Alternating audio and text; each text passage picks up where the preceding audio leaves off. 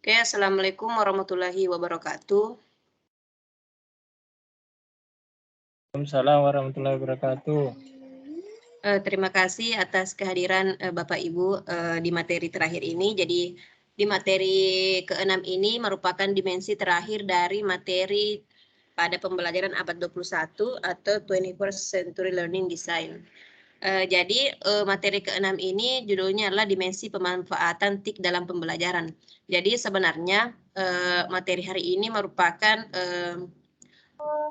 ringkasan-ringkasan dari materi sebelumnya, karena dimulai dari dimensi pertama sampai dimensi yang kemarin yang kelima kita sudah bahas beberapa teknologi atau IT yang kita gunakan dalam pembelajaran. Kita lanjut saja, saya share screen.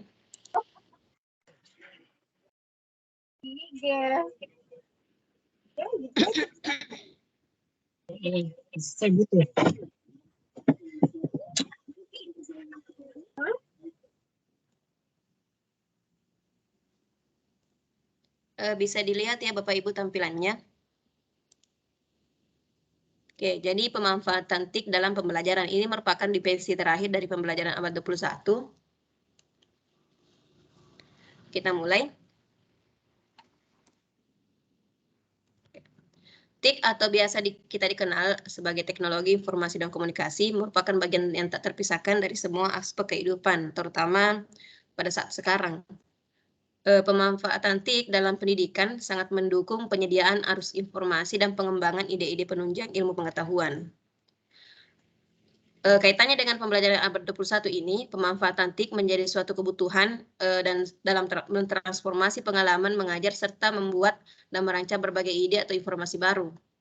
Terutama pada saat setelah pandemi ini, walaupun kita sudah melakukan pembelajaran tatap muka, jadi tetap kita tidak bisa pisahkan dari pembelajaran yang menggunakan IT ya, karena misalkan kita mau memberikan tugas tambahan ke peserta didik, tentu kita akan tetap menghubungi mereka melalui misalnya WhatsApp group. Jadi untuk materi pelatihan hari ini ada pun beberapa pertanyaan-pertanyaan yang terkait adalah yang pertama, apakah gagasan besar atau ide pemanfaatan TIK dalam pembelajaran? Kemudian bagaimana pemanfaatan TIK dalam belajar dan bagaimana dia melatih keterampilan dasar atau mengarahkan untuk memproduksi informasi. Kemudian bagaimana pemanfaatan TIK dalam mendukung proses konstruksi pengetahuan. Jadi ini Bapak Ibu bisa lihat untuk konstruksi pengetahuan kita juga sudah bahas, karena ini merupakan salah satu dimensi juga. Kemudian terakhir, bagaimana sebuah produk TIK itu dibuat untuk pengguna otentik. Terlanjut ya.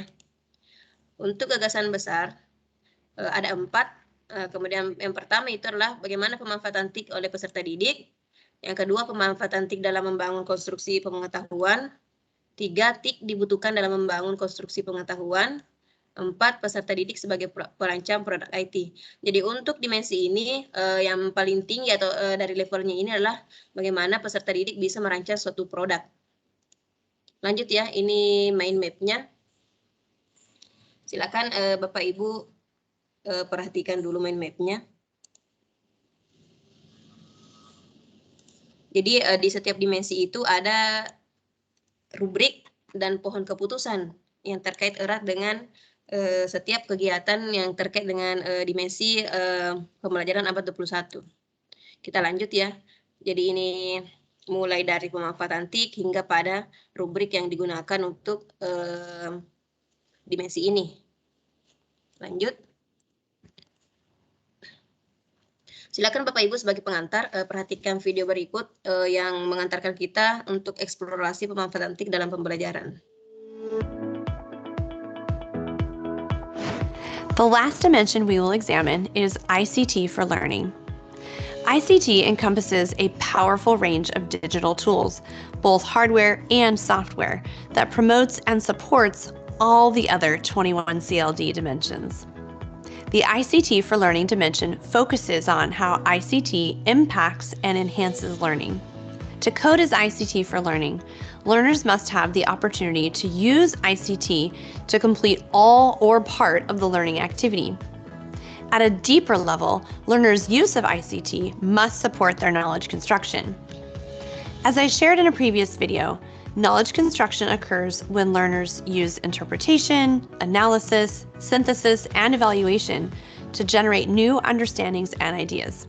When the knowledge construction activities would be impossible or impractical to complete without the use of ICT, the learning becomes even deeper. At the deepest level, learners are designers of ICT products for others to use. During the design process, learners must attend to the needs and preferences of their intended audience. Through these activities, we will be training our learners to be analytical thinkers, as well as creators of information and ideas, thanks to the wide array of digital tools available to them. ICT makes it possible for us to engage our learners in new and innovative ways as never before. ICT also allows learners to connect with a wider network of peers and experts. This is invaluable because only when we engage with others do we truly begin to understand ourselves and the world we live in. So, let's dive deeper into this wonderful dimension by coding a lesson with the ICT for Learning rubric.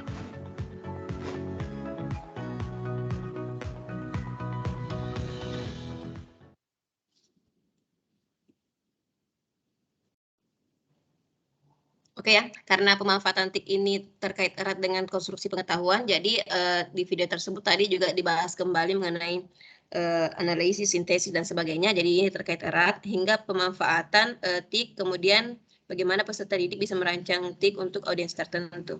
Kita lanjut. Penggunaan TIK oleh peserta didik terjadi ketika mereka menggunakan TIK secara langsung. Jadi ini poin penting ya, Bapak Ibu bisa lihat yang memiliki warna kuning yang hijau-hijau ini merupakan inti-inti dari setiap materinya untuk menyelesaikan semua atau sebagian dari aktivitas pembelajaran. Lanjut, penggunaan TIK oleh guru dalam menyajikan materi pelajaran itu tidak dapat dikategorikan sebagai pemanfaatan TIK oleh peserta didik. Mengapa? Karena ini kan yang terlibat itu harus peserta didik yang menggunakan. Kemudian penting untuk dipahami bahwa dalam hal ini peserta didik perlu memiliki kendali penuh atas penggunaan TIK untuk menunjang aktivitas pembelajaran mereka. Pemanfaatan TIK oleh guru dapat meningkatkan kualitas pembelajaran secara signifikan. Sebagai contoh, melalui pemanfaatan TIK, guru dapat menstimulasikan berbagai materi abstrak secara visual sehingga lebih mudah dipahami oleh peserta didik. Jadi contohnya misalnya yang paling sering digunakan itu misalnya dalam pelajaran IPA, kan terkadang dalam materi tertentu itu misalnya pembedahan, ketika peserta didik tidak memiliki alat dan bahan, kan itu bisa kita tampilkan dalam bentuk simulasi berupa video yang bisa kita tampilkan melalui YouTube. Jadi itu salah satu penggunaan TIK oleh guru. Kemudian adapun rubrik dalam materi pelajaran ini lebih menitik beratkan pada bagaimana kegiatan pembelajaran menuntut adanya pemanfaatan TIK oleh peserta didik. Lanjut ya. Jadi intinya di sini adalah peserta didiklah yang harus terlibat langsung menggunakan TIK-nya. Nah, silakan Bapak Ibu kita coba jawab-jawab soal lagi. Kira-kira untuk nomor 1 jawabannya ya atau tidak, nomor 2 ya atau tidak.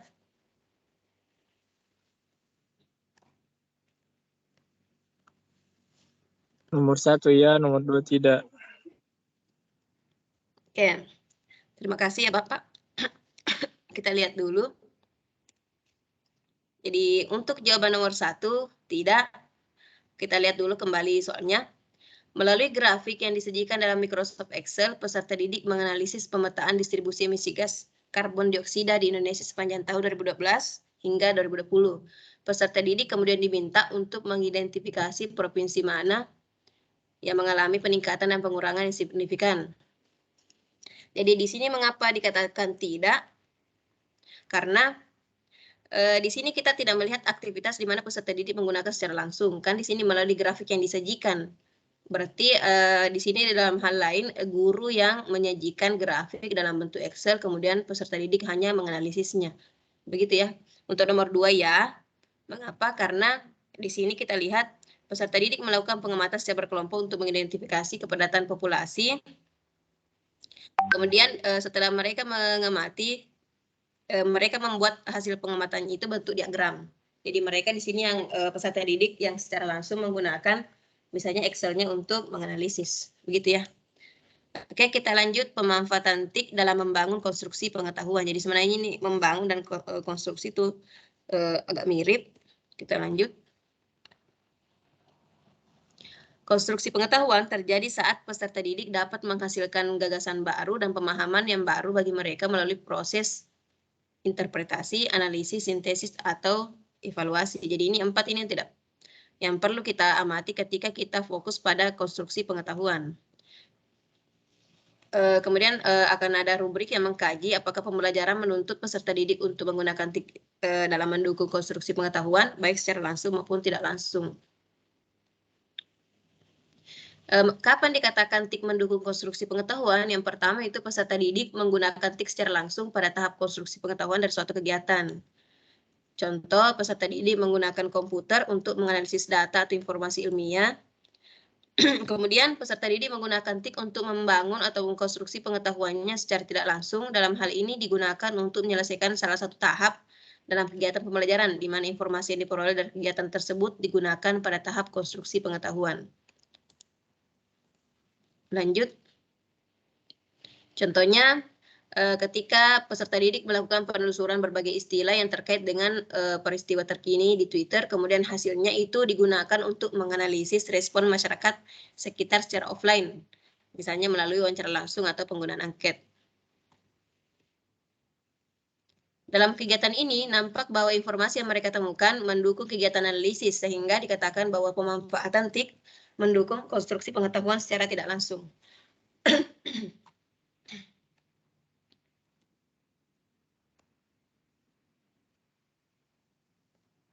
Proses konstruksi pengetahuan yang didukung oleh pemanfaatan TIK harus terkait dengan pencapaian tujuan pembelajaran. Belajar untuk memanfaatkan TIK tidak sesuai dengan kriteria ini. Jadi di sini dalam penggunaan TIK itu peserta didik menggunakan secara langsung, bukan baru belajar mengenai penggunaan TIK-nya. Contoh, peserta didik belajar menggunakan aplikasi PowerPoint untuk membuat presentasi pada mata pelajaran sejarah. Kegiatan ini dikategorikan sebagai pemanfaatan TIK untuk konstruksi pengetahuan jika penggunaan PowerPoint itu mendukung peserta didik dalam melakukan interpretasi, analisis, sintesis, dan evaluasi. Tidak sekedar memperdalam pengetahuan mereka tentang penggunaan aplikasi PowerPoint-nya. Oke, sebentar ya Bapak Ibu.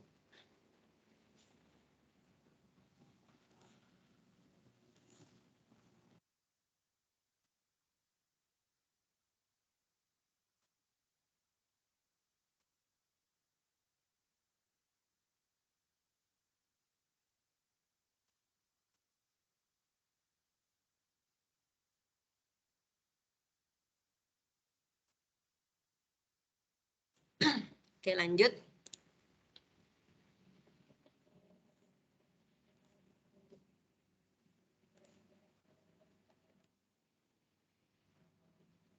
Evaluasi terhadap berbagai sumber belajar di internet yang terkait dengan tujuan pembelajaran juga dikategorikan sebagai proses konstruksi pengetahuan. Karena ini kan evaluasi salah satu bagian inti dari konstruksi pengetahuan.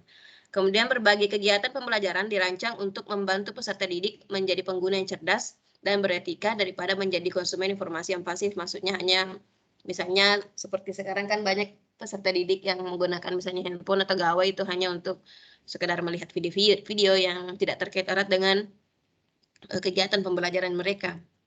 Contoh, peserta didik diarahkan untuk menemukan berbagai sumber atau referensi mengenai topik pembelajaran, kemudian mengadakan evaluasi terhadap sumber tersebut sebelum mereka memilih sumber mana yang diandalkan. Jadi, misalkan Bapak Ibu nanti suatu saat atau suatu waktu mengajarkan materi tertentu kepada peserta didik, kemudian misalnya memberikan tugas pembuatan makalah atau pembuatan semacam analisis materi, di sini perlu dikenalkan kepada peserta didik bahwa penting untuk memilih sumber-sumber mana yang valid, yang memang sesuai dengan kriteria. Karena kadang kan di internet sekarang itu setiap orang bisa mengupload informasi-informasi, jadi bahkan bukan ahlinya saja itu mereka sudah bisa mengupload bahan-bahan materi. Jadi perlu untuk diingatkan kepada peserta didik Bapak Ibu bahwa dalam mengambil sumber itu perlu mempertimbangkan hal-hal tertentu. Selain itu juga kan bisa menghindari namanya plagiarisme.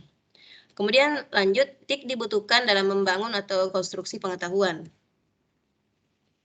TIK dibutuhkan dalam konstruksi pengetahuan ketika peserta didik diarahkan untuk melakukan proses konstruksi pengetahuan dalam pembelajaran yang tidak mungkin dilakukan tanpa menggunakan TIK. Jadi ada kegiatan yang memang konstruksi pengetahuan tapi tidak perlu untuk menggunakan TIK, tapi ada pula kegiatan konstruksi pengetahuan yang tidak bisa dilakukan tanpa memanfaatkan TIK. Itu maksud dari sini ya. Kita lanjut. Contoh TIK dibutuhkan dalam membangun konstruksi pengetahuan. Peserta didik diarahkan berkomunikasi dengan peserta didik dari negara lain selama 2 minggu untuk meneliti dampak kekeringan yang sedang terjadi di komunitas mereka. Dalam hal ini, pemanfaatan misalnya email memungkinkan peserta didik membangun pengetahuan yang tidak dapat mereka lakukan tanpa penggunaan TIK, karena bertukar misalnya surat yang fisik akan menjadi tidak praktis dan menggunakan waktu yang lama. Oleh karena itu, penggunaan email ini selama kegiatan pembelajaran dapat dikatakan mendukung proses konstruksi pengetahuan. Lanjut. Banyak kegiatan yang mendukung proses konstruksi pengetahuan yang dapat dilakukan tanpa menggunakan TIK. Contoh, peserta didik diminta mencari informasi tentang bentuk paruh dari berbagai jenis spesies burung dengan pola makan yang berbeda dan mengkategorikannya berdasarkan jenis paruh itu. Jika peserta didik memanfaatkan internet dalam mencari informasi, mereka memang sedang mengonstruksi pengetahuan, tetapi penggunaan TIK selama kegiatan ini tidak menjadi syarat mutlak. Artinya, meskipun mereka tidak menggunakan TIK, mereka tetap bisa menggunakan atau mencari informasi tentang spesies burung tadi. Lanjut, peserta didik sebagai perancang produk TIK. Jadi ini kasta tertingginya penggunaan TIK ketika peserta didik bisa membuat atau merancang produk TIK. Lanjut. Peserta didik dapat dikatakan sebagai perancang jika mereka mampu membuat suatu produk TIK yang dapat digunakan oleh orang lain. Contoh, peserta didik merekam suatu podcast dan mengunggahnya ke internet. Dalam hal ini, mereka telah membuat produk TIK yang dapat digunakan orang lain karena keberadaan produk tersebut di luar aktivitas pembelajaran itu sendiri serta dapat digunakan dan dinikmati oleh audiens luar. Ketika peserta didik bertindak sebagai perancang, TIK mendukung proses pemecahan masalah dalam konteks dunia nyata dan inovasi. Jadi ini terkait dengan dimensi sebelumnya. Untuk melakukan proses ini, tentu mereka harus mengetahui audiens yang otentik, maksudnya siapa yang dituju, yang akan menggunakan produknya, seperti misalnya komunitas yang membutuhkan informasi dalam podcast yang akan mereka sediakan, atau peserta didik pada kelas atau tingkat yang belajar pada pencegahan penyakit, misalnya dari simulasi yang sedang mereka kembangkan, kalau mereka melakukan penelitian misalnya. Dalam rancangan yang mereka buat, peserta didik harus memperhatikan kebutuhan dari audiens itu. Idealnya, itu hanya ideal ya, namun bukan syarat mutlak atau bisa saja tidak digunakan. Produk yang mereka buat mungkin benar-benar akan digunakan oleh audiens yang menjadi target. Peserta didik kemudian membuat produk tanpa memiliki audiens yang otentik dan spesifik, tidak memenuhi syarat sebagai perancang. Jadi peserta didik sebagai perancang harus menentukan memang tujuannya ke siapa dan memastikan kira-kira nanti ini produknya betul-betul dimanfaatkan oleh audiens itu. Seperti itu ya. Oke, untuk praktik dalam pembelajaran ini misalkan Bapak Ibu mau mencoba di kelas, bisa membuat dimulai dengan membuat grup dulu. Ini Great Trend Internet ya, ini adalah salah satu perangkat yang digunakan oleh penelitian di sana. Nanti saya upload juga beserta dengan materi. Lanjut ya. Oke, sebelum melihat videonya, jadi video ini menceritakan tentang bagaimana salah satu guru di Jepang menggabungkan penggunaan TIK untuk belajar dalam kegiatan belajar. Jadi silakan Bapak Ibu menyaksikan.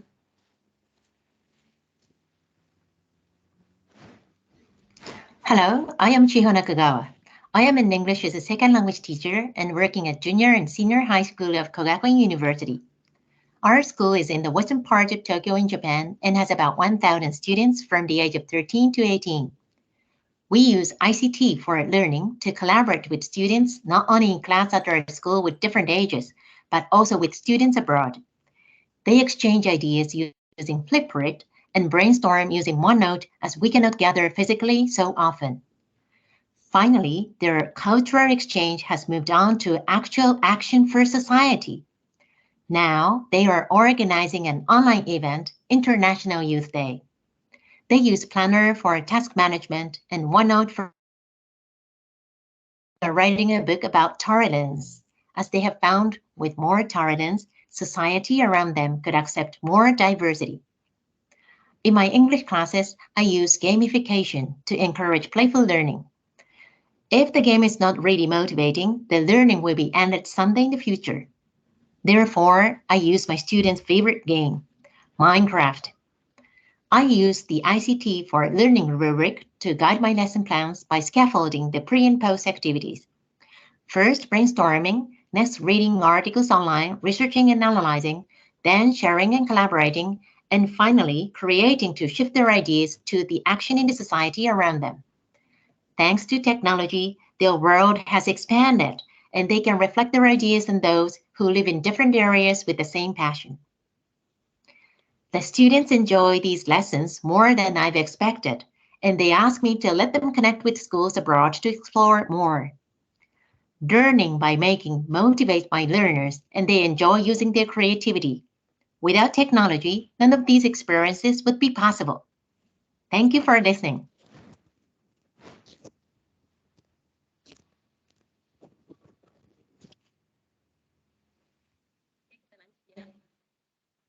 Jadi tadi di salah satu yang diungkapkan oleh gurunya yang di Jepang, mereka itu menggunakan OneNote dan Flipgrid. Bahkan tadi juga sempat disinggung tentang Minecraft. Jadi Minecraft itu Bapak Ibu pasti beberapa kali sudah melihat itu terkait dengan permainan yang bisa dirancang sendiri dan bisa digunakan untuk berbagai jenis subjek atau pembelajaran. Jadi ini contoh RPP-nya nanti kita upload saja di kelas ya. Kita lanjut. Setelah tadi dibahas tentang inti dari gagasan-gagasan pemanfaatan TIK dalam pembelajaran, kita langsung melangkah ke Microsoft Tools yang bisa digunakan untuk mendukung pemanfaatan TIK dalam pembelajaran.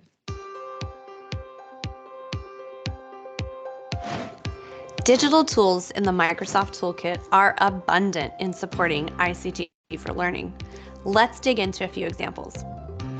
When conducting research on a global issue, Bing allows learners to retrieve content they would otherwise be unable to access. Additionally, the Edge Translate extension quickly translates a page into the learner's native language, while Immersive Reader provides reading support by removing distracting ads, increasing text spacing, selecting a high contrast theme, including line focus options and a picture dictionary, and reading the page aloud. Microsoft Teams also allows learners to connect with other groups around the world or subject matter experts through Teams audio and video calls. Additionally, collecting data for projects is made easy by adding a form as a tab within Microsoft Teams. In Microsoft Teams, learners collaborate to create a survey and evaluate the results as respondents reply.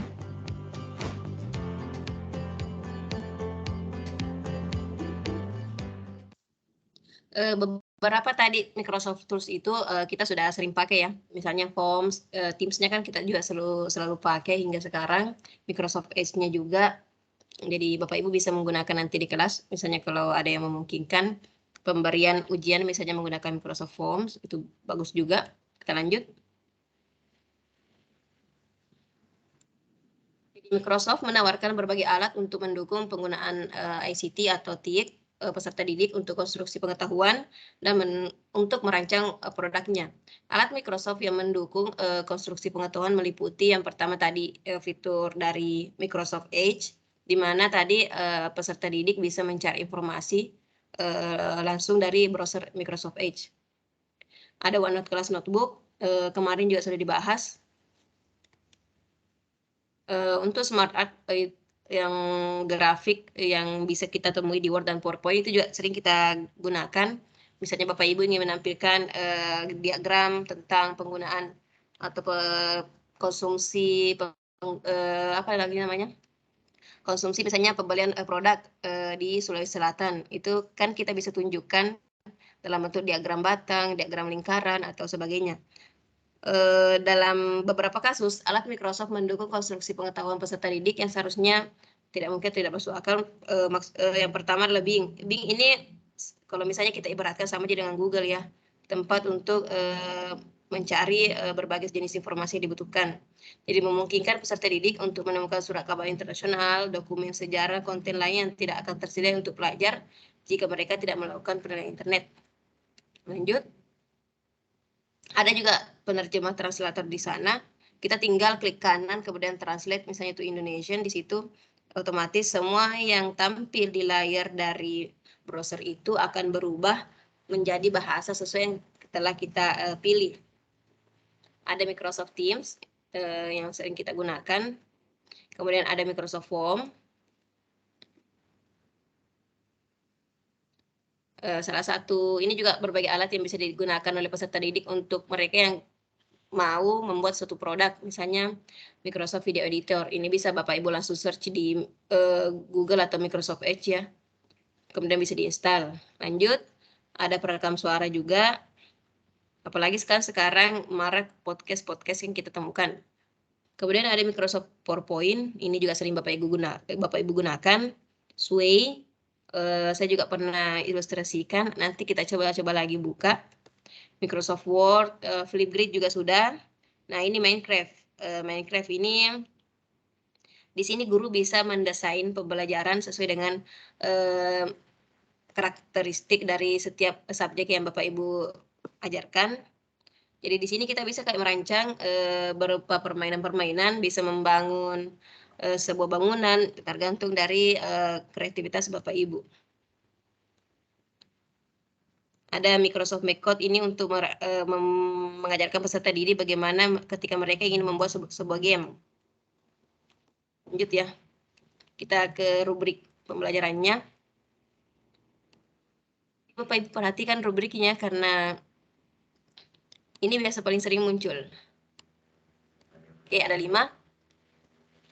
Untuk level pertama, dikatakan dia masuk level pertama ketika peserta didik itu tidak menggunakan TIK dalam pembelajaran.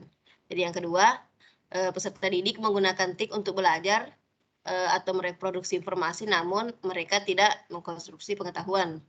Yang ketiga, peserta didik menggunakan TIK untuk mendukung konstruksi pengetahuan, namun mereka masih dapat mengkonstruksi pengetahuan tanpa menggunakan TIK. Kemudian yang keempat, menggunakan TIK untuk konstruksi pengetahuan. Kemudian TIK itu sangat diperlukan untuk konstruksi pengetahuan, namun peserta didik tidak menciptakan produk TIK untuk pengguna autentik. Yang kelima, menggunakan TIK untuk konstruksi pengetahuan. Diperlukannya TIK untuk konstruksi pengetahuan, maksudnya di sini tidak bisa melakukan konstruksi pengetahuan tanpa menggunakan TIK. Dan peserta didik juga menciptakan produk TIK untuk pengguna autentik. Maksudnya ini pengguna autentik ada memang sasaran tertentu dari terciptanya produk itu. Keputusannya sama ya, seperti sebelumnya. Apakah peserta didik memiliki kesempatan menggunakan TIK? Kalau tidak, maka dia berada pada level 1.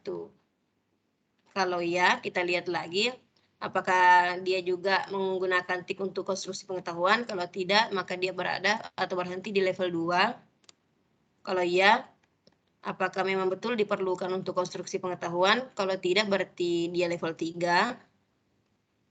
Kalau iya, berarti bisa saja dia masuk level 4. Nah, ketika dia juga bisa merancang, maka dia masuk level 5. Tapi ketika berhenti, dia tidak bisa merancang, maka dia masuk level 4. Lanjut ya. Seperti ini. Oke, kita coba-coba kerjakan kuis ya Bapak Ibu. Jadi mirip-mirip lah ini kuisnya.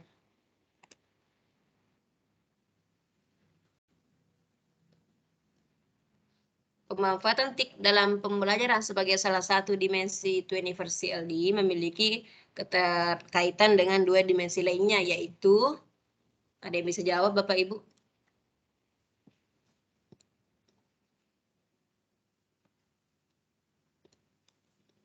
C. Oke, ada yang jawab C. C juga. C juga.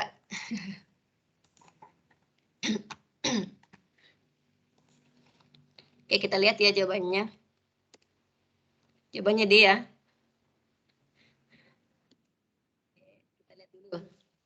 Pemanfaatan TIK dalam pembelajaran sebagai salah satu dimensi 2 University LD memiliki keterkaitan dengan 2 dimensi lainnya, yaitu konstruksi pengetahuan dan pemecahan masalah dalam konteks dunia nyata. Jadi tadi ini di pembahasan ada ya. Kita lanjut. Nah ini, oke. Nomor 2. Manakah dari kegiatan berikut yang tidak sesuai dengan konsep pemanfaatan TIK dalam kegiatan pembelajaran oleh peserta didik?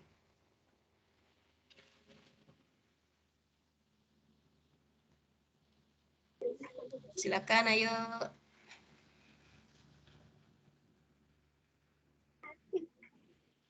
B, Bu. B. Bukan. C. Ada C, ada D. Bagaimana Bapak Ibu yang lain? Kita lihat ya. Jawabannya B ya.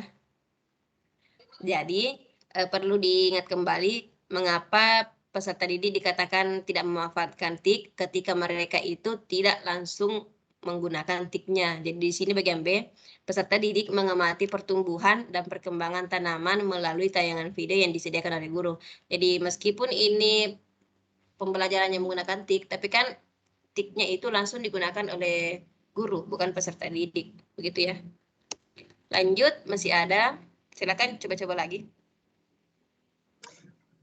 Salah, Mak. 2 misalnya aku dapat 0, Mak. Tidak ada di nilai minus, Pak.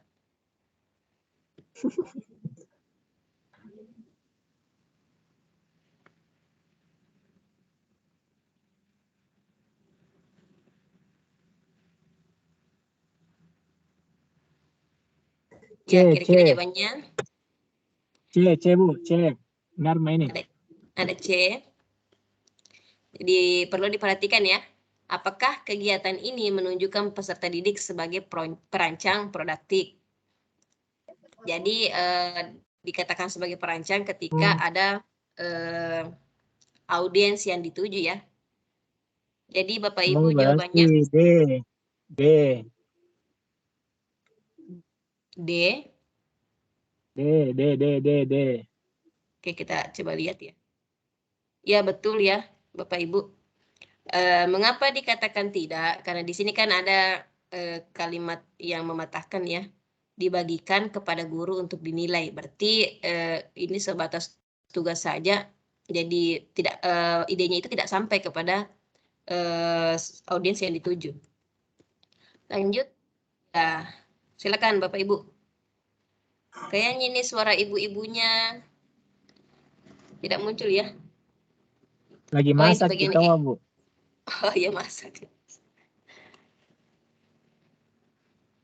Bagian E-nya tidak muncul ya. Berarti E bukan jawaban.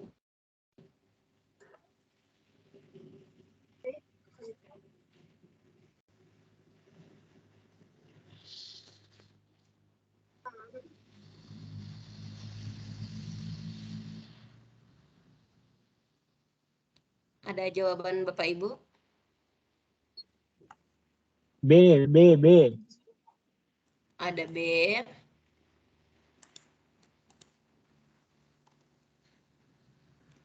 Bapak Ibu yang lain mungkin ada yang mencoba menjawab juga. Kita lihat ya. Jawabannya A ya. Sedikit mami, benar. Kita lanjut ya. Mungkin lagi bergeser sedikit jawabannya ini. Peserta didik menggunakan OneNote untuk mengetik hasil pencarian informasi dan laporan terkait konsep materi tertentu. Kita lanjut lagi ya. Mungkin ini soal terakhir. Ya, kita lihat. Ini Bu, B. Jika suatu kegiatan belajar sesuai dengan kode 4, ya jadi Bapak Ibu ingat ya tadi kode 4 di rubrik. Jadi kegiatan yang memenuhi syarat kode 4 itu kira-kira yang mana?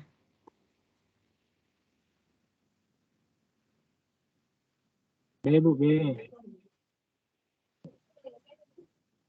Ada B.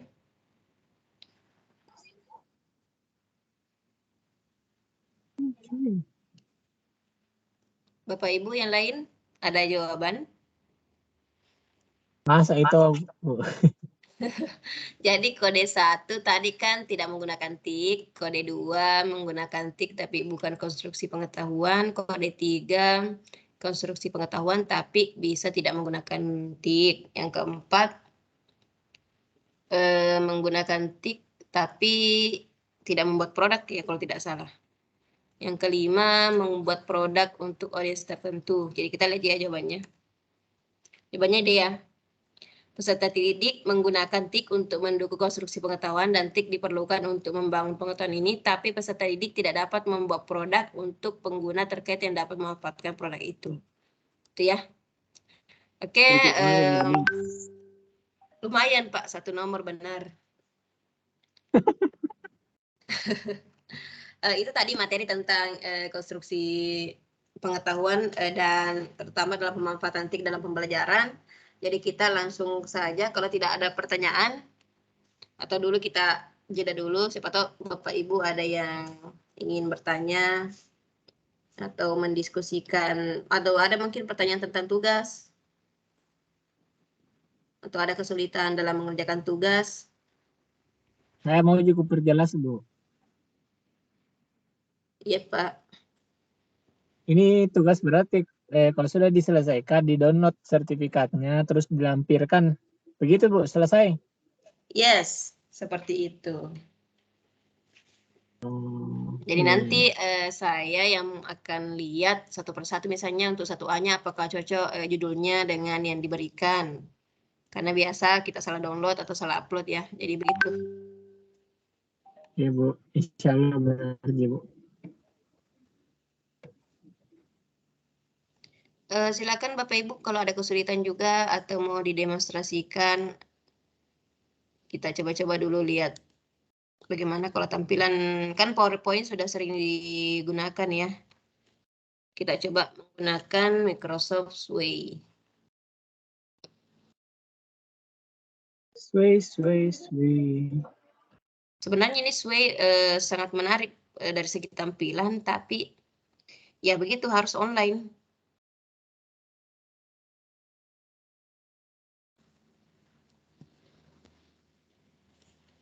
Seperti ini ya. Jadi ada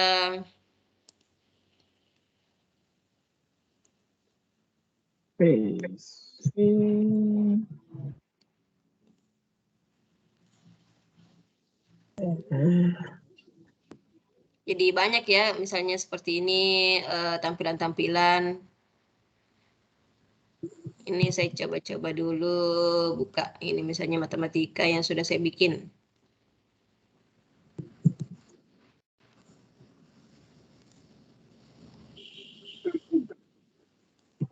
Begini ya, ini beberapa slide yang saya bikin dulu tahun 2020 kalau tidak salah.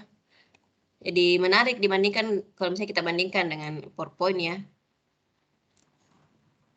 Jadi dalam satu page itu kita bisa masukkan banyak contoh-contoh gambar, penjelasannya juga bisa. Ini seperti ini ya. Bahkan kita bisa sisipkan langsung video-video yang bisa kita dapatkan dari YouTube. Jadi langsung siswa langsung klik, tidak perlu lagi dia buka-buka tab baru. Kemudian kita juga bisa menambahkan soal secara langsung. Jadi di sini di tempat yang sama peserta didik bisa menjawab soal. Jadi langsung dia klik, misalnya jawab yang mana jawaban dari ini, seterusnya. Langsung disubmit seperti itu ya. Jadi lebih menarik lah sedikit dibandingkan PowerPoint. PowerPoint sebenarnya bisa untuk sekarang PowerPoint yang fitur yang menariknya itu adalah present live, di mana kita bisa presentasi sambil peserta didik juga bisa lihat wajah kita sambil presentasi. Jadi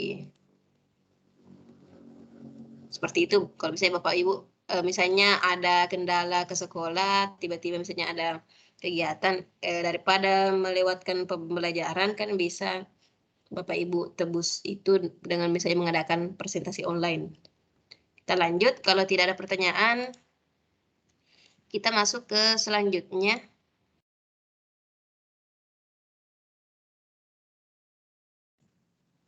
Ini hanya materi tambahan ya. Sempat juga saya bahas sedikit waktu materi pertemuan pertama. Flip classroom dengan PowerPoint record. Jadi flip classroom itu kalau kita terjemahkan itu pembelajaran terbalik ya. Pembelajaran terbalik itu kebalikan dari yang biasa kita kerjakan. Kalau sebelumnya itu kita biasa mengajar di kelas, kemudian memberikan tugas peserta didik, kemudian mengerjakan di rumah. Nah, kalau di flip classroom, kebalikannya. Misalnya kita berikan dulu peserta didik materi, silakan pelajari ini, kemudian keesokan harinya misalnya kita bahas di kelas atau diskusikan di kelas. Begitu ya intinya dari flip classroom. Lanjut.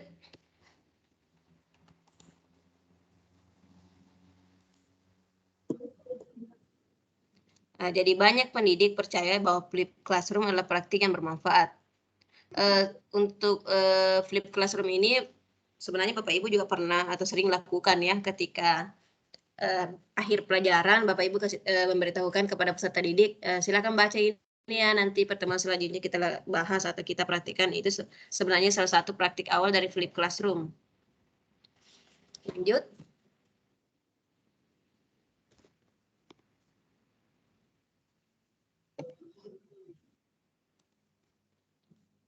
Konten yang dikonsumsi peserta didik di luar kelas memungkinkan peserta didik untuk mempraktikkan konsep dan menerapkan apa yang telah mereka pelajari di kelas selama berada di bawah arahan guru atau pendidik.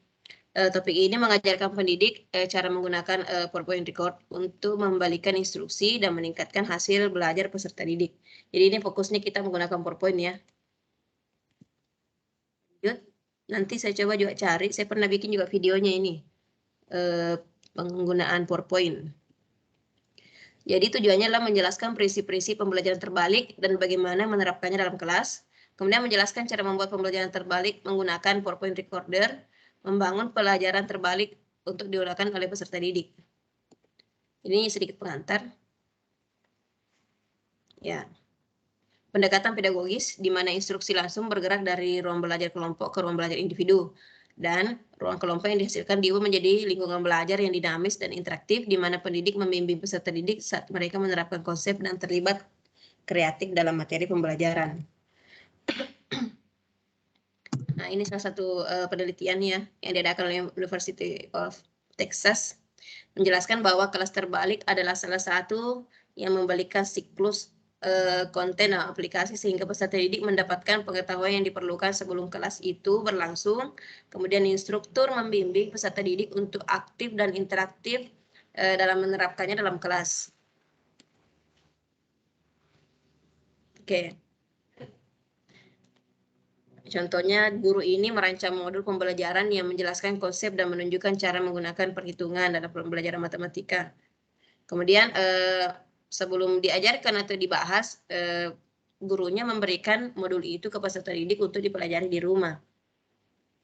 Kemudian di kelas, peserta didik secara berkelompok bisa atau secara individu bisa memecahkan masalah ketika dalam modulnya itu kita sediakan, sambil mendapatkan umpan balik juga tentang kemajuan mereka. Jadi biasa saya juga pernah terapkan untuk materi bangunan ruang sisi lengkung.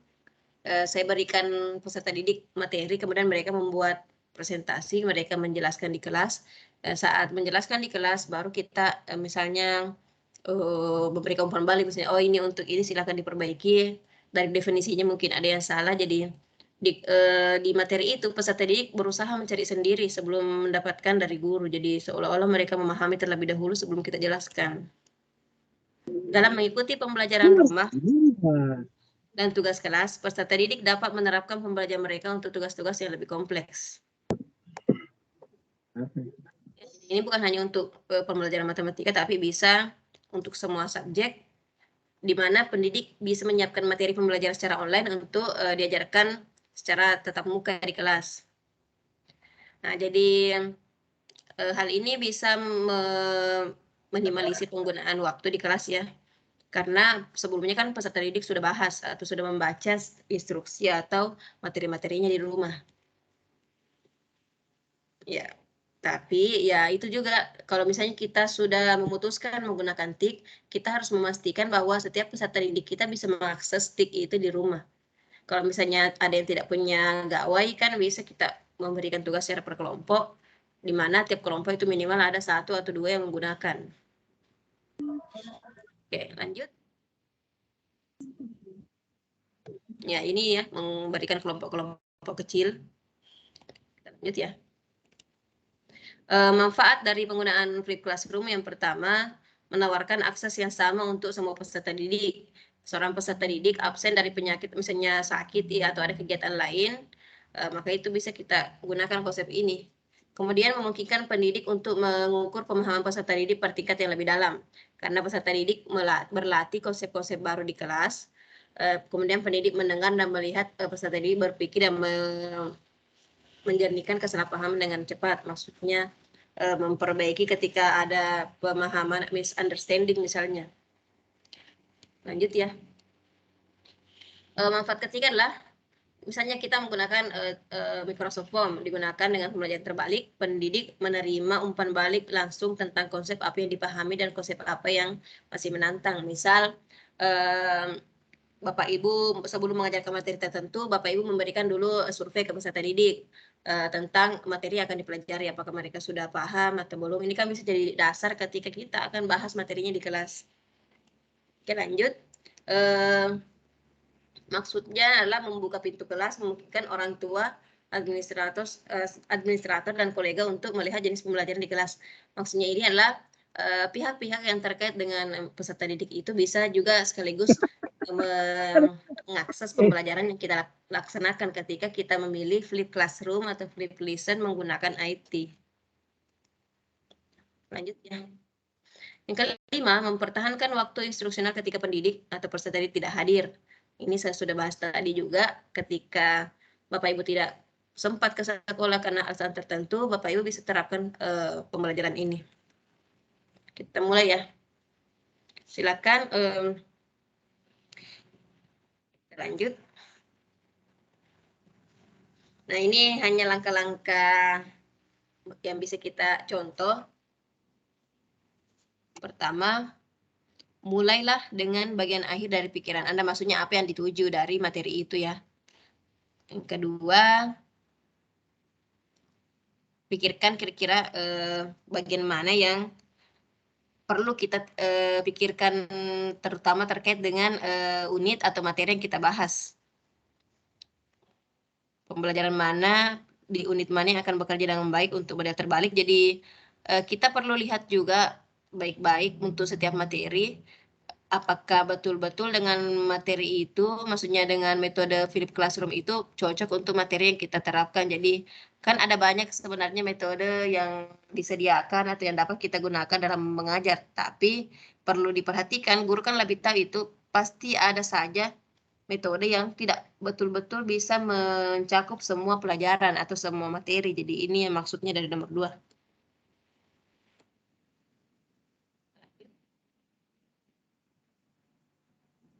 Ya, kira-kira bahan bacaan apa yang bisa mendukung kegiatan itu. Bagaimana caranya kita memberikan materi itu kepada peserta didik. Nah, salah satu alternatif yang bisa digunakan adalah kita menggunakan Microsoft PowerPoint Recorder yang digunakan untuk pembelajaran terbalik. Akan dilihat ya Bapak Ibu. Jadi dalam membuat video pembelajaran sebenarnya itu perlu ada pertimbangan waktu ya. Jangan sampai kita membuat video kemudian durasinya terlalu panjang. Tentu ya sebagai manusia pasti kita sesekali bosan untuk melihat video yang durasinya panjang ya. Kecuali mungkin film. Jadi misalnya Bapak Ibu kalau mengikuti pelatihan di luar kan misalnya ada yang mensyaratkan untuk membuat video kan paling lama itu video yang mereka minta kan 7 menit. Jadi itulah waktu rata-rata dalam pembuatan video pembelajaran itu 7 menit. Makanya di sini dikisarkan 3 sampai 15 tergantung dari tingkat konten yang Bapak Ibu ingin muat di dalamnya. Lanjut.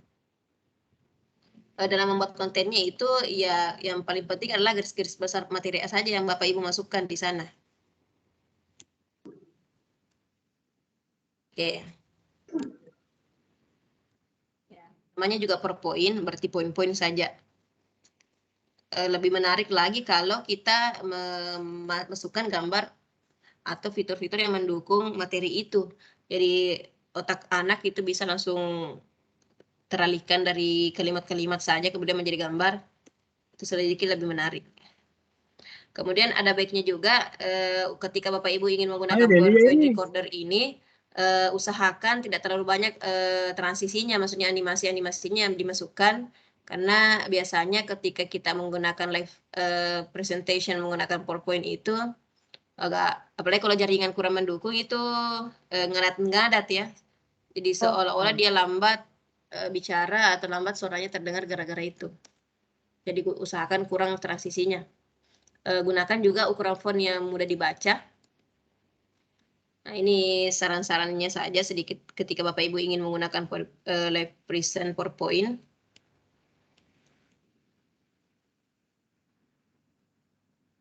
Oke, ini langkah-langkah ya, tidak terlalu, karena ini tergantung dari kita bagaimana kondisi peserta didik di kelas. Oke. Ini tampilannya ketika Bapak Ibu ingin mencoba menggunakan recordnya. Jadi anggaplah yang pertama Bapak Ibu sudah punya slide ya, sudah punya PowerPoint. Kemudian kalau ingin merekam, nah ini silahkan kalau fiturnya tidak muncul, ini ada langkah-langkah untuk menggunakan, menambahkan perekam atau record di PowerPoint. Kalau misalnya PowerPoint-nya belum memunculkan ya. Jadi ada file, option, customize ribbon, hingga pada main tabs, recording, kemudian add. Kemudian akan muncul seperti ini di atas. Ada tab baru yang muncul untuk record. Nah ini lanjut.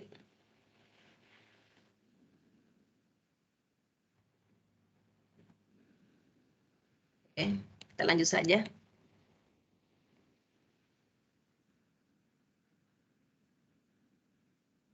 Ini langkah-langkahnya ya.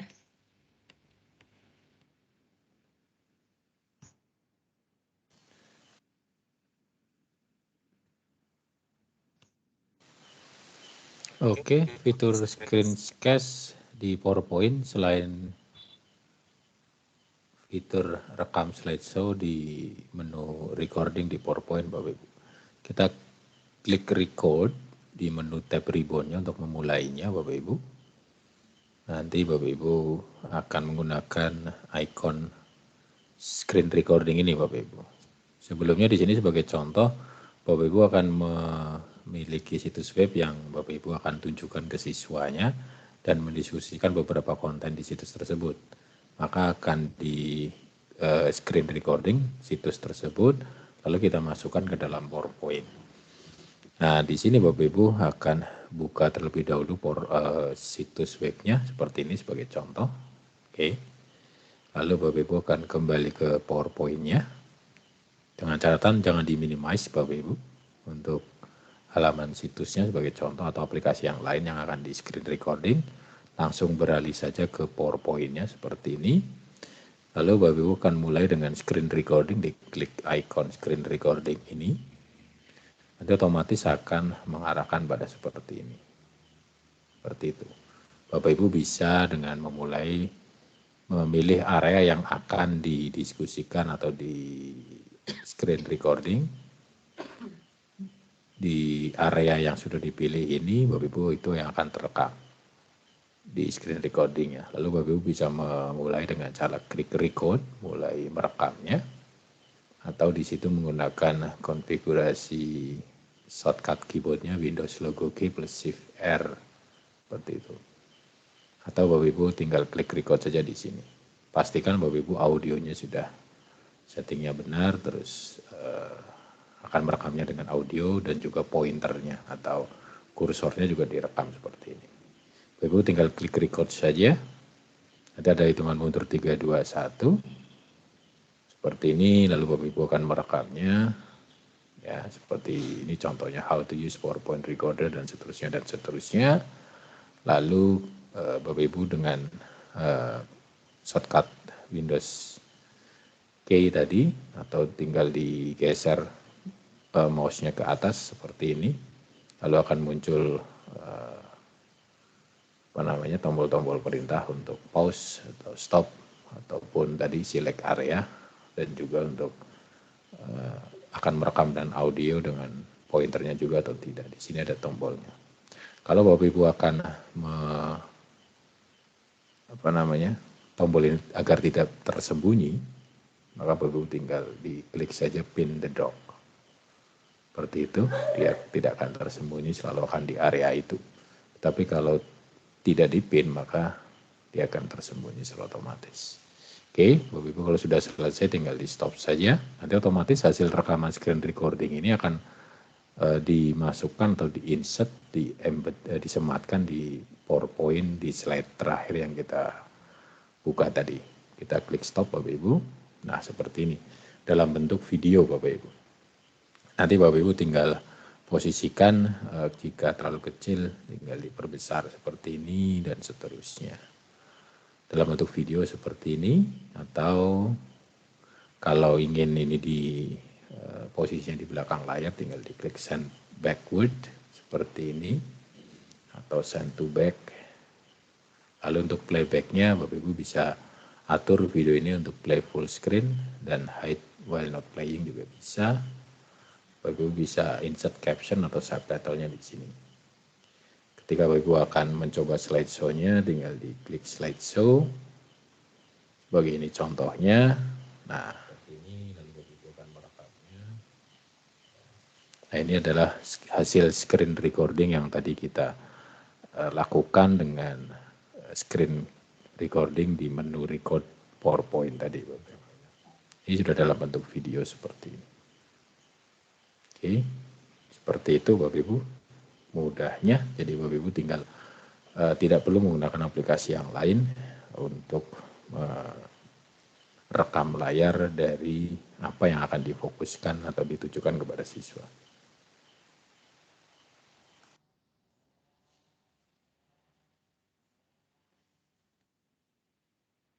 Oke, itu tadi ya ringkasan singkat cara menggunakan rekaman.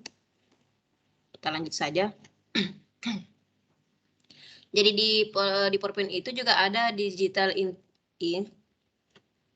di mana peserta didik melihat kita sambil menjelaskan, bisa juga kita sambil coret-coret di layarnya. Kita lanjut ya. Peserta didik yang menonton guru atau pembicara itu bisa berbicara melalui proses untuk mempertahankan lebih banyak menggunakan dengan menggunakan tinta, itu bisa membantu kita untuk meningkatkan fokus peserta didik, karena sambil kita berbicara kan kita bisa melingkari inti-inti bahwa ini yang sedang kita bahas sekarang. Karena kalau mengadakan pertemuan secara online itu kan paling sulit sebenarnya bagaimana menarik perhatian dari audiens. Oke, kita lanjut. Nanti saya coba tunjukkan juga contoh video yang saya pernah buat menggunakan PowerPoint recorder ya. Lanjut. Ya, Bapak Ibu bisa mencoba secara mandiri untuk membuat. Tapi di sini ya perlu diperhatikan adalah penggunaan internetnya, karena tentunya untuk mendukung itu kita perlu menyediakan akses internet terutama peserta didik. Di sini juga kita bisa menambahkan konten dan dukungan yang bersifat interaktif.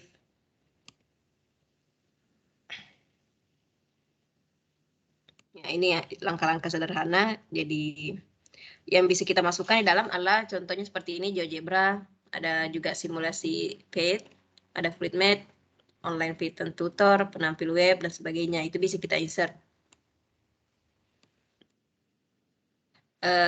Kita juga bisa memasukkan penilaian dalam ya. Yang paling sering kita gunakan adalah misalnya form. Seperti di gambarnya ini. Kita bisa memasukkan form di sini. Yang paling mudah ya kita gunakan, terutama Bapak Ibu juga sering menggunakan dalam penilaian di kelas. Terutama misalnya penilaian tengah semester atau pas yang memungkinkan kita menggunakan form. Silakan ya Bapak Ibu coba.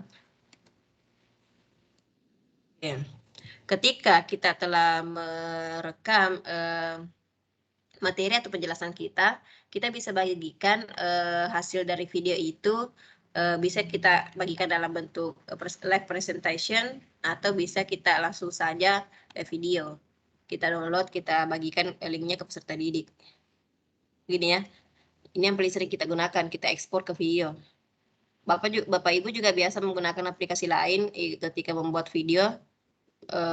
Kemudian itu bisa kita download, kita bagikan linknya kepada peserta didik ketika sulit kita upload di misalnya WhatsApp group. Lanjut ya. Nah, jika pelajaran ini kita simpan sebagai slideshow, maka kita simpan dengan mengklik tombol Save as Show. Jadi ketika dibuka, maka file itu akan terpisah dari rekaman yang telah kita buat tadi. Jadi otomatis ketika peserta didik membukanya, dia sudah tampil dalam bentuk show. Nah, bisa juga otomatis kita upload ketika kita menggunakan akun Grow Inovatif atau akun Microsoft yang lain, ketika kita menggunakan fitur ini, filenya itu bisa disimpan dalam bentuk stream. Jadi stream itu ibaratnya adalah kumpulan video-video yang kita hasilkan ya. Bapak Ibu bisa nanti membuka browser, kemudian klik cari saja Microsoft Stream.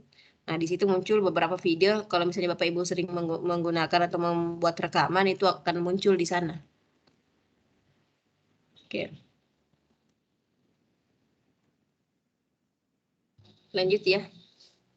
Jadi ini ya ringkasannya, bahwa flipped classroom atau flipped lesson itu adalah pendekatan bermanfaat yang memungkinkan peserta didik untuk menggunakan waktu mereka di luar kelas itu lebih efektif. Jadi di sini juga kita bahas tentang penggunaan PowerPoint recording atau PowerPoint record untuk mendukung pembelajaran terbalik sehingga peserta didik menggunakan waktu di luar kelas itu menjadi lebih baik, lebih efektif. Nah, di sini kita bahas tentang prinsip-prinsipnya ya. Lanjut saja. Nah, kita akan lihat, saya akan cari dulu di mana letak videonya. Saya pernah bikin video seperti itu. Coba-coba dulu cari. Stream, Microsoft Stream. Setelah ini saya upload tugas 6 ya. Jadi Bapak Ibu silakan langsung dikerjakan supaya lebih cepat selesai.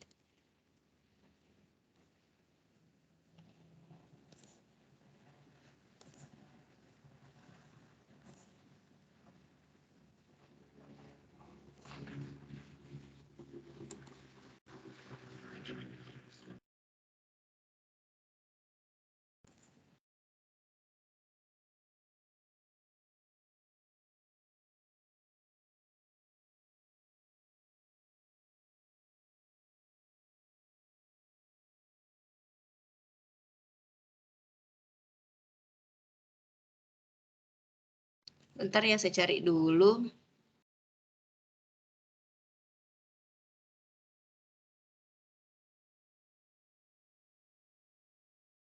Microsoft Stream.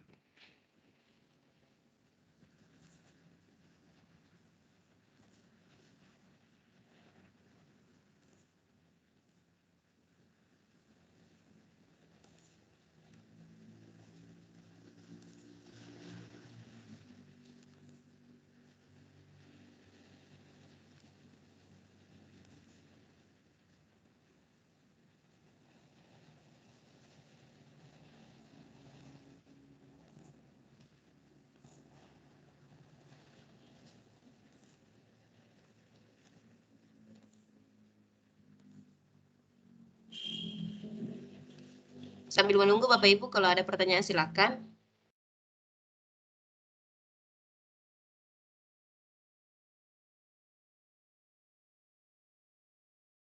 Jadi setelah menyelesaikan tugas, mulai dari tugas 1 sampai tugas 6, nanti hari ini saya akan coba untuk membuat rangkuman tugasnya, maksudnya kumpulan nilai-nilai dari Bapak Ibu.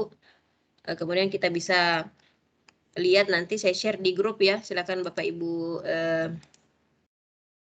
perhatikan, pantengin terus grup, sehingga nanti kita bisa lihat, oh ternyata di tugas misalnya tugas 1 masih ada yang perlu saya perbaiki, tugas 2, tugas 3 dan seterusnya. Seperti itu ya.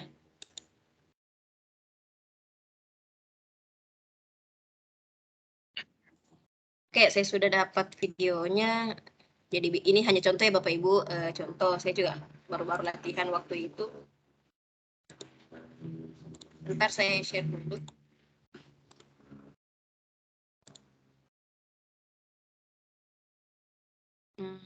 Mana ya? Oke, ini ya, sudah kelihatan. Saya pernah bikin video-video sederhana tentang pembelajaran di kelas. Kelebihannya juga di sini adalah ketika kita nanti presentasi menggunakan Present Live di recording PowerPoint itu, otomatis akan muncul transkrip ya. Apa-apa yang kita bilang itu akan muncul di sana. Jadi peserta dia juga bisa lihat. Contohnya kita tampilkan dulu. Oke, Assalamualaikum warahmatullahi wabarakatuh. How are you, students? Today we will learn about linear equation in one variable. Okay, we just continue our lesson on the last week. Please pay attention in my explanation.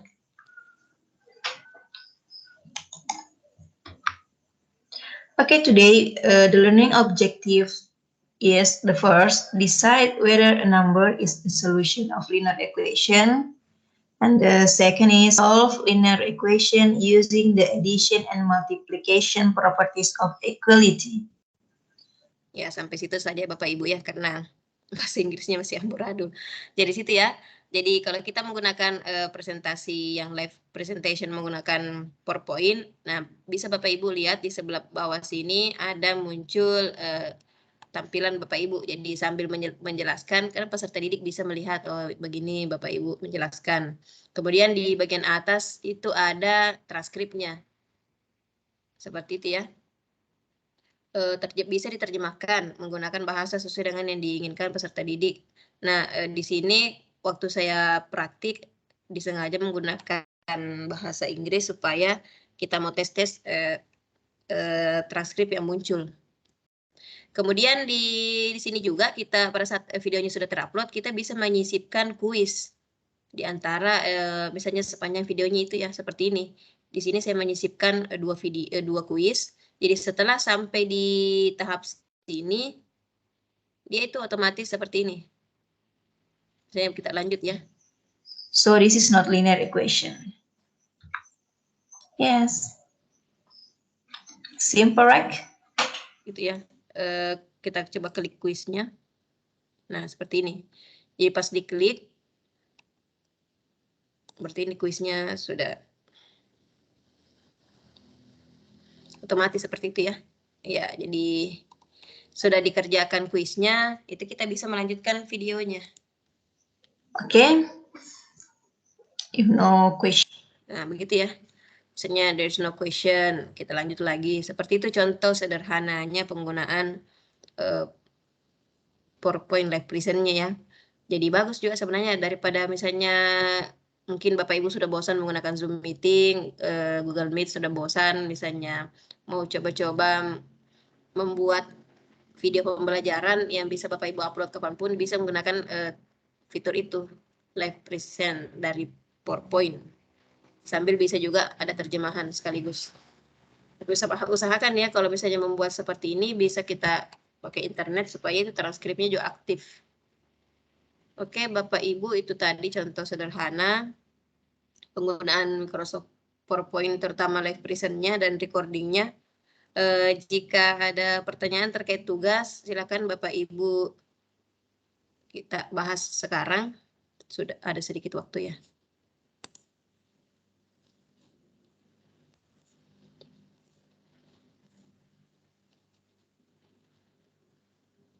Oke. Nah, Bapak Ibu, untuk materi hari ini nih kan sudah materi terakhir. Jadi saya hanya mengingatkan masih ada waktu sampai nanti malam untuk melengkapi tugas-tugas. Besok itu adalah hari terakhir pelaksanaan diseminasi. Jadi saya harap Bapak Ibu tetap membuka Teams ya. Akan ada nanti soal-soal yang harus Bapak Ibu jawab untuk melengkapi tugas-tugasnya. Jadi soal-soalnya itu soal-soal yang mudah, yang mirip yang biasa kita munculkan selama presentasi tiap dimensi ya. Cuman mungkin dalam satu dimensi ditambah sekian-sekian. Bapak Ibu juga bisa lihat-lihat, ada juga beberapa soal yang terkait dengan aplikasi-aplikasi yang dimunculkan setiap presentasi itu, misalnya ada tentang Flipgrid, ada mindset, ada misalnya tentang OneNote. Jadi itu semua yang dibahas di materi dari dimensi pertama sampai penggunaan aplikasinya itu nanti akan muncul di soal-soalnya. Jadi Bapak Ibu nanti saya upload jadwalnya ya. Besok kita akan mengerjakan soal-soal itu. Silakan Bapak Ibu bisa sambil mengerjakan tugas dipelajari karena soalnya seperti itu juga semua yang muncul. Kemudian tugasnya saya sudah kembalikan ya beberapa, kecuali mungkin yang mengerjakan setelah hari ini itu belum saya kembalikan. Saya share dulu. Saya sudah Ibu. Siap-siap Pak, nanti setelah ini saya periksa lagi Pak, karena masih ada satu juga tugas 6 ya. Oke, Ya, Bu, bisa dilihat ini ya. Semangat Pak. Jadi ini progres pengerjaan tugas ya. Untuk tugas 1 sudah 10 orang yang mengerjakan, 8 saya sudah kembalikan. Berarti 2 ini mungkin tadi sudah di-upload ulang kembali. Karena sebenarnya Bapak Ibu sudah mengerjakan, cuman ada kadang lupa satu batch-nya lupa di-upload, jadi saya kembalikan kembali, bisa diperbaiki. Untuk tugas 2 ada 10 orang juga yang sudah mengerjakan, 9 yang sudah saya kembalikan. Tugas 3 sudah semua saya kembalikan ya, 9 orang. Tugas 4, 8 saya sudah kembalikan semua, berarti belum ada tambahan ya. Tugas 5 ya ini juga ada 5 orang yang sudah mengerjakan dan saya sudah kembalikan semua. Saya sudah minggu kerja tapi belum ada tampil. Belum, oh berarti kita lihat di sini ya, langsung. Misalnya ini ya.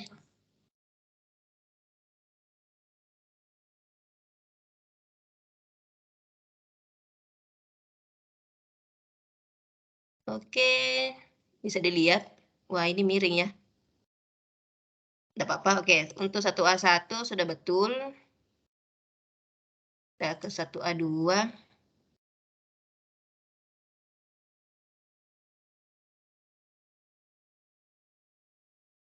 Iya betul, lanjut lagi.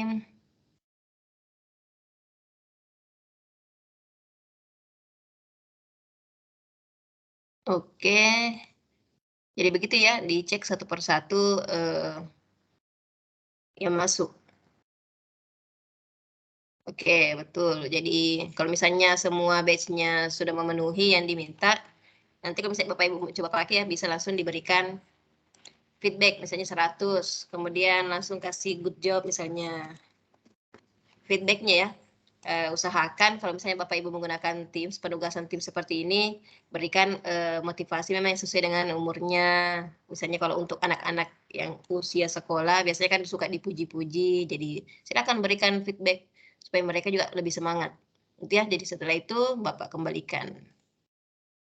Ya silakan Pak Rian sudah bisa lihat ya, nilainya di sana sudah muncul. Begitu ya seterusnya. Iya Bu, ada notifikasinya tugas 1 return Faisal. Oke, mantap. Jadi ini muncul ya. Begitu ya. Jadi nah ternyata tugas 2-nya juga sudah. Oke. Sampai 5 Bu. Sudah ya? Oh iya. Wah, luar biasa Pak. Mantap. Gerakannya memang langsung seketika ya. Selesai 1 hari. Ya silakan Bapak Ibu yang ingin bertanya.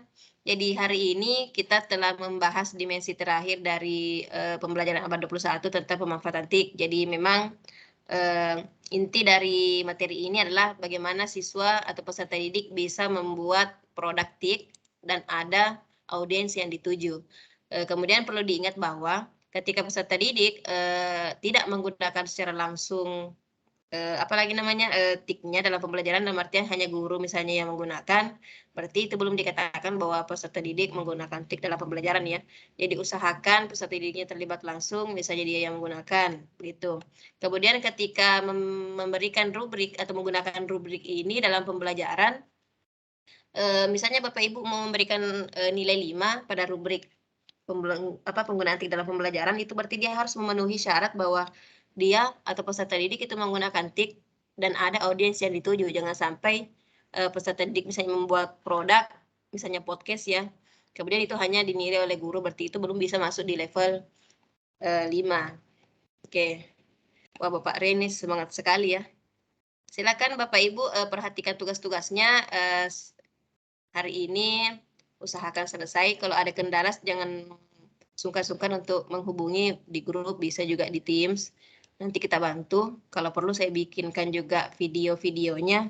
Saya juga sudah upload beberapa video yang bisa jadi referensi Bapak Ibu untuk mengerjakan tugas. Ya, silakan dicoba semua stikernya ya, emotikonnya. Oke ya, Bapak Ibu, setelah ini saya akan langsung upload untuk tugas 6. Jadi saya harap Bapak Ibu tetap selalu memperhatikan grup, WhatsApp grup, atau aktifkan notifikasi dari Teams-nya, sehingga ketika ada perubahan atau informasi baru itu akan muncul langsung dari perangkat Bapak Ibu semua ya. Jadi ingat ya Bapak Ibu, besok tanggal 30 itu hari terakhir diseminasi, hari terakhir pelatihan kita. Sebagai penutup akan ada satu tes yang memberikan di sana soal-soalnya semua terkait dengan materi dimensi dari dimensi 1 sampai 6 dan aplikasi-aplikasi yang pernah kita bahas di sini juga, mulai dari misalnya ada juga tentang PowerPoint, pokoknya semuanya ada Flipgrid, ada OneNote Class Notebook, ada mindset dan sebagainya. Seperti itu. Bahasanya ya bahasa Indonesia. Soalnya mungkin ini agak-agak banyak ya, tapi semuanya insya Allah sudah kita baca di materi-materi di Microsoft Learn yang Bapak Ibu akses untuk mengerjakan tugas. Semuanya terkait seperti itu. Hanya saja mungkin agak panjang karena itu juga merupakan terjemahan dari bahasa Inggris. Waktu yang diberikan juga banyak karena soalnya juga agak banyak. Jadi yang penting Bapak Ibu mengetahui rubriknya, memahami rubriknya dengan baik. Nah, insya Allah itu soal-soalnya mudah. Ada pertanyaan Bapak Ibu? Silakan kalau ada atau saran-saran. Jadi setelah ini saya akan upload tugas 6-nya. Kalau tidak ada, kita akhiri pertemuan kita hari ini. Terima kasih banyak Bapak Ibu sudah selalu hadir dari hari pertama sampai hari ini. Kalaupun ada materi yang ketinggalan, silakan Bapak Ibu buka saja rekaman. Saya juga sudah upload semua link rekaman di bagian rekaman. Tinggal klik saja sesuai dengan dimensi yang Bapak Ibu perlukan. Sekian, semoga sehat selalu. Jangan lupa tugasnya Bapak Ibu ya. Silakan diperhatikan. Ada kesulitan, silakan hubungi saya, insya Allah dibantu. Terima kasih. Assalamualaikum warahmatullahi wabarakatuh. Waalaikumsalam warahmatullahi wabarakatuh. Terima kasih banyak. Waalaikumsalam warahmatullahi wabarakatuh. Izin live. Silakan, semangat ya Bapak Ibu, siang-siang. Iya, buka kerja tugas dulu, Bu. Yang 6. Insya Allah. Semangat. Wah, sekali Farnya gerakan petir ya. Oh, belum ada tugasnya, udah jadi. Sabar.